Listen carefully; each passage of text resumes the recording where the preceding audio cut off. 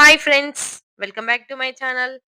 మనమైతే ఉసిరి దీపాలు గుళ్ళోనే కాదు, ఇంట్లో కూడా పెట్టుకోవచ్చు.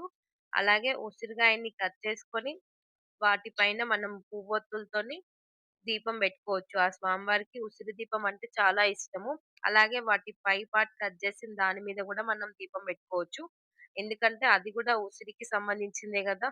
దాంట్లో ఎలాంటి సంకోచం లేదు.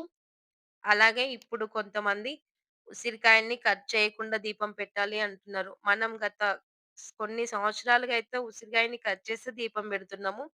ఇప్పుడు కొత్తగా కట్ చేయొద్దు అనేదైతే నాకైతే నమ్మబుద్ధి గావట్లేదు. ఎవరి భక్తి వాళ్ళది, ఎవరి శ్రద్ధ వాళ్ళది. అంతేగాని కట్ చేయాలి, ఇలా చేయాలనేం లేదు. ఎవరికి మనస్సాక్షి ఎలా చెప్తుందో అలా చేసుకోండి.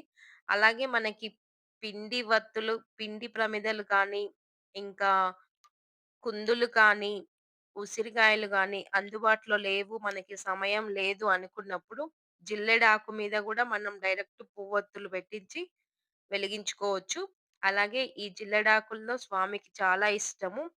అలాగే వీటిపైన మనం పువ్వొత్తులు మనకి 5, 9, 3 మన ఇష్టం అది. మనం ఎన్ని పెట్టాలనుకుంటే అన్ని. ఇంకా ఆ జిల్లెడాకు పైన ఉసిరి దీపం పెట్టినా గూడా చాలా మంచిది.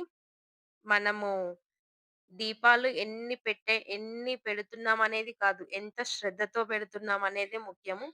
ఇక్కడొచ్చేసి ఇది నిన్న మేము వెళ్ళిన గుళ్ళో దీపము. ఇది కూడా ఉసిరికాయ దీపమే.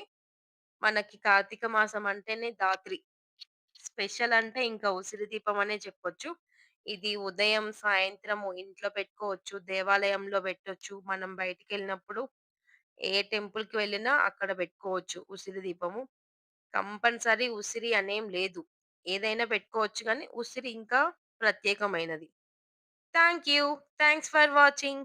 For more videos please subscribe to my